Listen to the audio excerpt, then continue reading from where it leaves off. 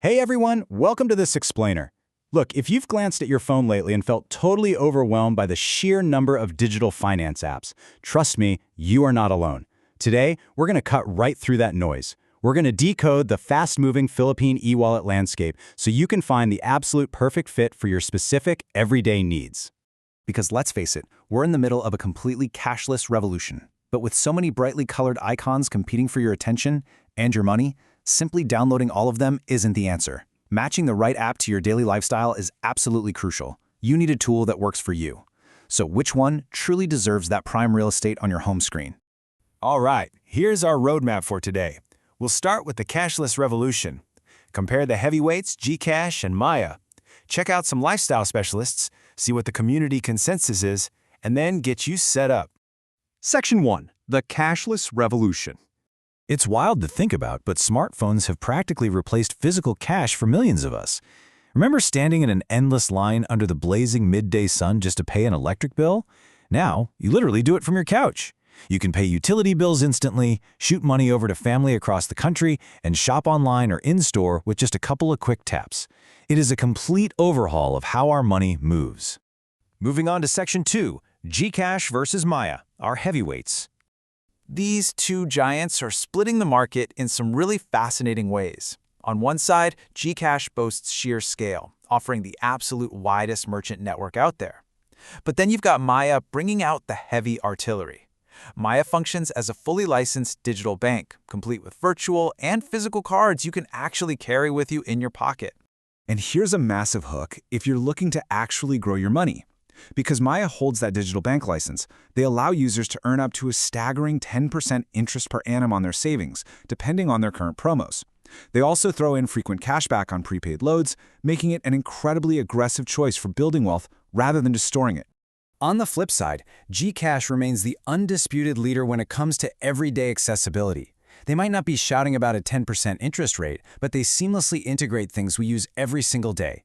We're talking mobile load top-ups, convenient QR code payments practically everywhere you go, and built-in tools like G-Loan and G-Save.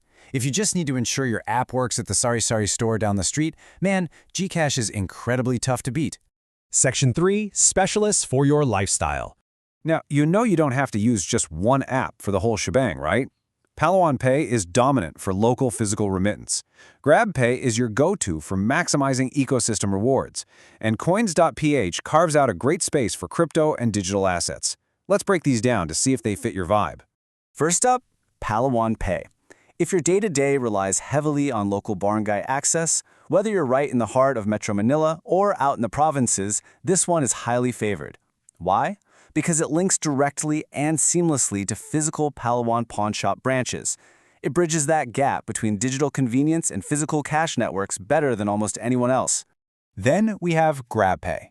Look, if you are frequently ordering food delivery or hailing rideshares, this is a total no-brainer.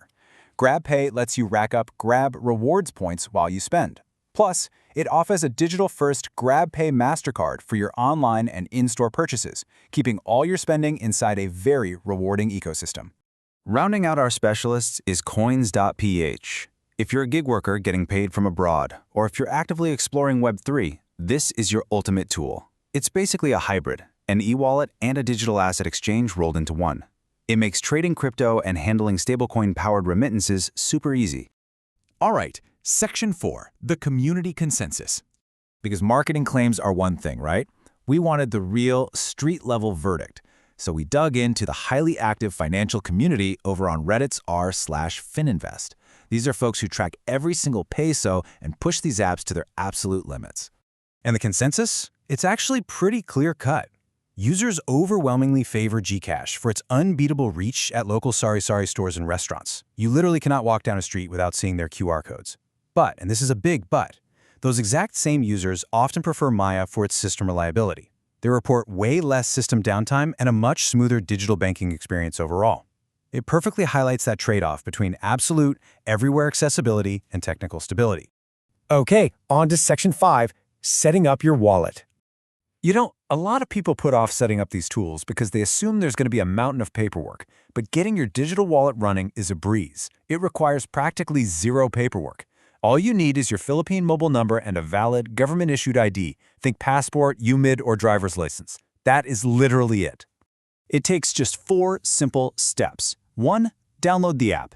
2. Register with your mobile number and pop in that one-time password. 3. Do a quick ID scan and facial verification, which is super important if you want to unlock those higher transaction limits. And 4. Cash in. Speaking of cashing in, you have a ton of really convenient options to fund your account. You can link it straight to major online banks like BDO, BPI, or Union Bank. Or, if you've got cash in hand, just walk into a 7-Eleven or a local Palawan pawn shop branch. They have really made jumping into digital finance as frictionless as humanly possible. As we wrap up this explainer, I want to leave you with a thought. We've seen how these tools, from Maya's high interest rates to Gcash's massive merchant network, are completely reshaping the economy. With digital wallets becoming this powerful, reliable, and perfectly tailored to our everyday lives, how long do you think it'll be before physical cash completely disappears from our pockets? Thanks for hanging out with me to explore this, and I really hope it helps you optimize your digital wallet strategy today.